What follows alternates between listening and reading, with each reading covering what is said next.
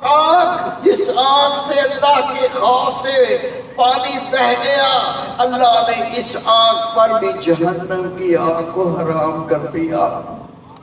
حدیث پاک ہے، اللہ کے محبوب فرماتے ہیں، اے میرے پیارے اصحابہ، یہ 3 آنکھیں ایسی ہیں جن پر اللہ نے جہنم کی آگ کو حرام کر دیا۔ اصحابہ کرام میں ایک شخص کھڑا ہو گیا، اس کی آنکھوں میں آنسو روائیں، ہاتھ باندھ کر کرتا ہے، یا رسول اللہ صلی اللہ علیہ وسلم، آپ نے فرمایا جو آنکھ اللہ کے خوف سے روئی اس پر جہنم کی آگ کو حرام کر دیا۔ آقا آپ نے فرمایا اس آنکھ پر جہنم کی آگ کو حرام کر دیا، لیکن میں تو یہ چاہتا ہوں میرا سارا جسم جہنم کی آگ سے بچ جائے۔